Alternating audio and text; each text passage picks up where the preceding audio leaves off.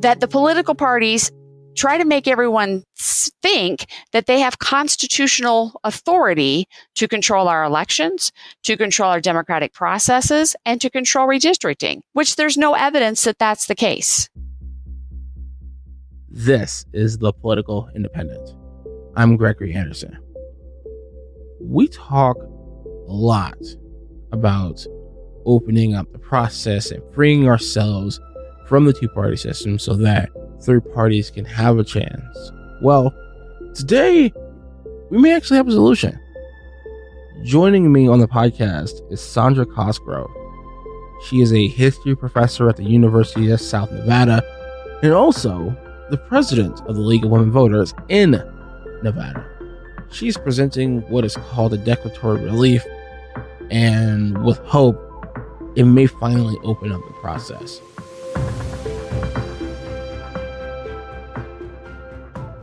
Joining me now is Sondra Cosgrove. Sondra, thanks for joining me.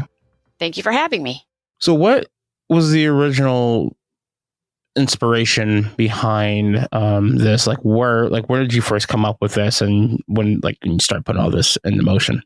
Sure. So about a year ago, I'm with the League of Women Voters, and we filed a ballot initiative here to take redistricting power away from our legislature and to give it over to an independent commission. And the Democrats are in control here, so they were not real happy with us, and they decided to sue us in court.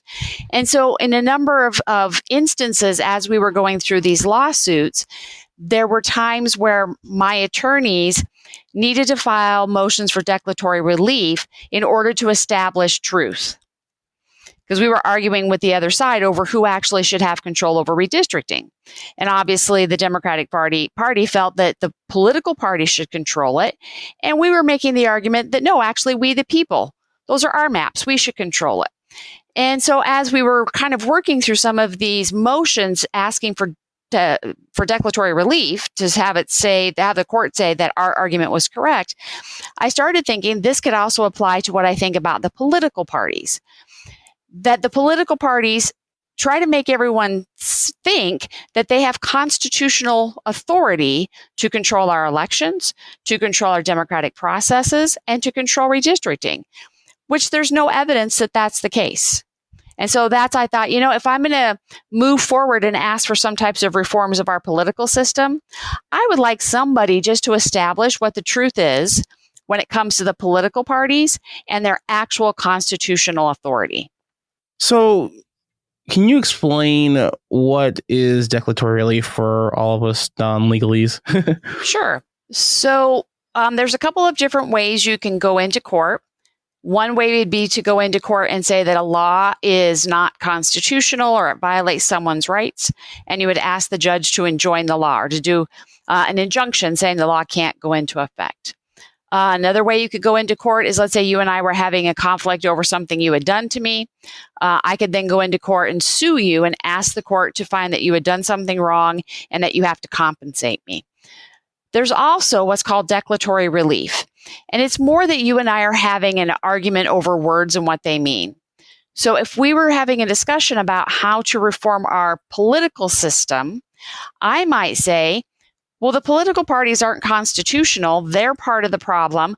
I think that they should have to kind of step back from controlling our elections and our democratic processes. And you might say you disagree with me, that you think the political parties are constitutional. So before we could move forward, we might want to go into court, and I would go into court and sue, and I would say to the judge, here's my argument that I'm making. I would like you, the judge, to declare that my argument is correct and that it's established legally that what I think is actually the way things are. And so I might say, I would like you to declare that my argument that the political parties are not constitutional is correct based on the argument that I'm providing, and that I should be able to seek relief. I should be able to say the political parties should not be able to control elections anymore. And if the judge says, well, you're making a convincing argument, I'm going to grant that relief, and I'm going to tell the political parties they can't control elections anymore. So I would have a declaratory sentence. I would have them declare something is true. And then based on that truth, I would ask for some type of action to happen. So that would be the relief. All right. So what's some of the main arguments that you're going to add in the petition? So I don't think the petition needs to be extremely long, because if you read the Constitution, the body of the document, we the people are the first three words of that document. Political parties are never mentioned. They're not even mentioned in the amendments to the Constitution. If you want to find authority for the political parties, you have to go to case law. You have to go to court cases where the courts identify the parties as private organizations. So that would be like a corporation or a business, not a constitutional body. And so I've just laid out plain reading of the document, plain reading of the U.S. Constitution establishes we, the people, as the executor of representative democracy and the guardians of the well-being. So it says we're the people that are supposed to be making a more perfect union. That's us. But yet when we try to assert that power, when we try to say this is our power and our authority, the political parties stop us all the time. And so I think we need to have a reset, and we need to go back to the document, plain reading. And if we, the people, are the ones that are authorized to manage a representative democracy, then every single state, we should be able to go back through the laws and prioritize we, the people, over the political parties. I know we're still working this out, but I'm kind of curious, like, what other full reliefs that you were specifically wanting, like other reforms to the system? Because I mean, I know we talk about it a lot in independent circles as far as wanting reform to the two-party system, opening up debates. What's kind of like your ideal outcome from all of this? So what I would like, the relief that I would seek if I was going to court, is I would like the court to say that the political parties should not control our elections, our representative democracy, or redistricting. And that we, the people, through an initiative process, through an amending process, if we want to do constitutional conventions, we should go back and do what they did when they originally wrote the Constitution, and we should have input from all parties. We should have the ability for the people to decide how our elections are going to be run, what campaign finance looks like, what the debates are going to look like, who's allowed to submit legislation, and who's allowed to make sure that it gets a hearing. Because the political parties now control all of that. And we, the people, who are in the Constitution, that's what the preamble starts with, we have almost no power. All the power has been taken away from us. And to me, that's the root of a lot of our problems.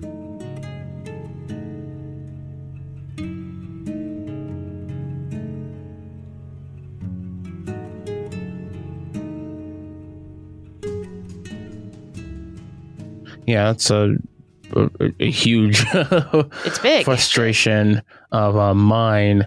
So I know you mentioned constitutional convention earlier, and that has always been, I guess, the main issue. I think the reason why we haven't been actually done that because everyone doesn't want to open a can of worms. Are you worried about that? So we would need to do a couple of things. First of all, because each state manages its own election processes and it manages its own legislative processes, most of what would happen, it would happen at the state level. And so we, like in the state of Nevada, we have the referendum, the initiative, and the recall, where we can amend our state constitution. We can also propose laws that the legislature has to hear, and if they don't act on it, we get to vote on it. So it would be more of a 50-state process. And then there would probably be a couple of things that we would need to amend into the U.S. Constitution. The U.S. Constitution does allow the people to propose amendments. It's through what's called an Article 5 convention. But it doesn't really have a whole lot of rules or parameters for how an Article 5 convention is managed. And so it could be a can of worms. It could be something that gets opened up and it becomes a runaway convention. But because it's the states that manage it, what we would need to do is we would need to put into law in every state definitions and parameters for what an Article 5 convention can do. So that we would say it would have to go through a legislative process, possibly. It would have to have a 2/3 vote, and it could be only limited, say, to one topic. And then we would have to decide what the topic is before the conventions were actually called. And so you would have the higher bar for doing an amendment like that. Through the Article 5 conventions, it would mirror what's in the federal document, which it's relatively easy to propose an amendment. It's much harder to actually pass the amendment. We could replicate that into state law and say that that also governs Article 5 conventions. But the most of what we would need to do would just be changing the way the states operate by law. Yeah, I would, that sounds to me like a much sounder strategy, because I've always been worried just at the possibility of like everything that we that I hold dear, especially like the Fourth Amendment, which has been trampled over by the Patriot Act. Right. When is, I asked this first. So when is this going to be like brought public? So what we're working on here in Nevada is trying to figure out, is there a way to create a third party without actually creating a third party? So we're looking at what are the functions of a political party that we like, that need to be there. Political parties run candidates for office. So they help people put their paperwork in, they help them understand the process, they get them out talking to the public. So that would be a function. Political parties submit, debate, and pass laws. So we would need that. And political parties help to make sure that the mechanisms of government keep working. So that would be like redistricting. When that comes up, that's going to need to happen. Making sure that the census is taken. There's certain things that go along with representative democracy that the political parties help with. So we're looking at, is there a way to have maybe a nonprofit that runs nonpartisan candidates? And then maybe having some other nonprofits that do issue advocacy and use the initiative process to propose legislation. Could there also be nonprofits or special bodies like an independent redistricting commission that would help with those certain mechanisms that need to happen? And we think you can do it that way without actually creating a third party. Establish a series or a grouping of nonprofits, 501c3s, that would do the same functions of the political parties, but without the donor bases, without the baggage that come along with political parties. But we know once the established parties figure out what we're doing, they're going to want to challenge us probably in court. They're going to probably want to challenge us legislatively. And so I'm anticipating that I'm going to need to have an argument that would hold water in court. So where can people go to sort of support the effort that you have going on? So we'll probably put the petition for declaratory relief, we'll probably put on the Compassionate America website, because we've also talked about, political parties have ideologies, and that's kind of how people figure out which party they're in.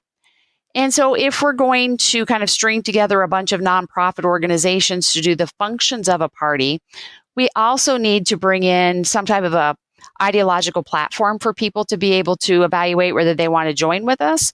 And I think the Compassionate American ideology is a good one. It gets us back to, if you talk to most people who don't want to participate in politics, they'll say it's too ugly, it's too vicious, all people do is scream at each other and all they do is fight. The Compassionate American ideology is the complete opposite from that. It promotes having respectful dialogue, cooperation, coalition building. And I think that would be a really good ideology that would fit with the model that we're trying to advance, that we're going to have a bunch of kind of different groups working with each other. They're going to need to cooperate and respect each other. And so right now, I think that our petition would be best served to be on their website for Compassionate America. And then from there, if people were interested, they could contact me here in Nevada and I could tell them kind of the mechanisms of what we're doing. All right. Well, I'm definitely going to do my job to help spread this, because I think it's a very, very fascinating idea, and I would love to see this go forward. But I appreciate you, Sondra, for coming on the podcast, and we'll hope to have you on possibly sometime in the future. No, I appreciate, we're just kind of working through this.